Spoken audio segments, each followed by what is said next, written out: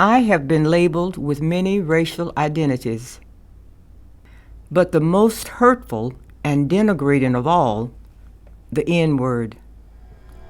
I just wanted to be called an American. It was obvious what my color was. Jim Crow refers to a series of racist laws, measures, and customs discriminating African Americans. It allowed for the segregation of churches, public schools, public restrooms, waiting rooms, restaurants, transportation, and drinking fountains. I was born in a small town in Arkansas, the youngest of 4 siblings.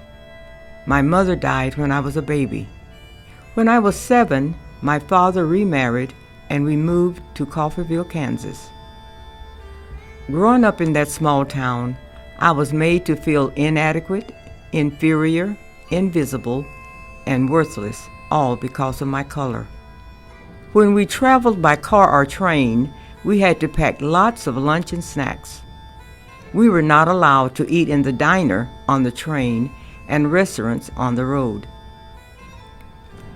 I went to an all-black elementary school from the 3rd to the 8th grade.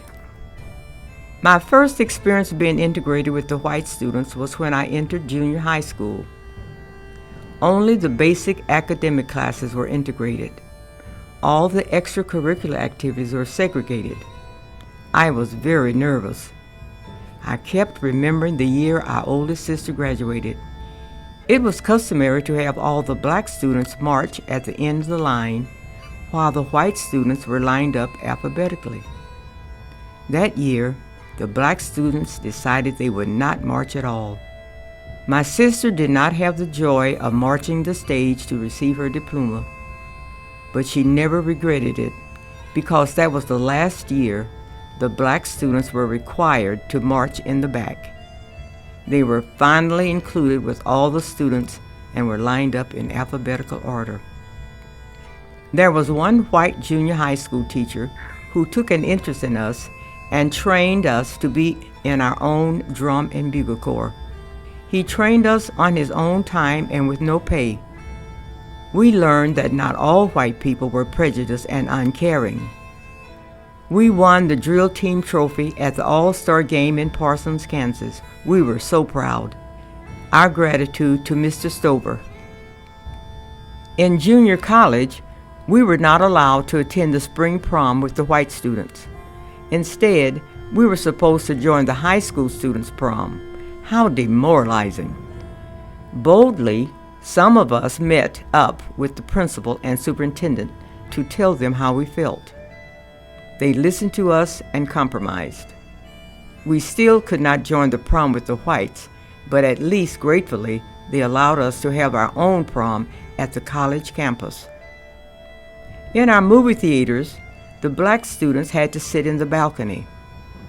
If it was only one level, we sat in the back of everyone else. If we purchased something from the concession stand, our change was either thrown at us or slammed down on the counter. But one day my friend and I bought something. When we got our purchase, we threw our pennies all behind the counter and on the floor. It felt so good. Once when my family drove through Arkansas on our way home to Coffeyville, we stopped for gas. Since we saw no racial signs, my mother thought it was okay for us to use the restroom.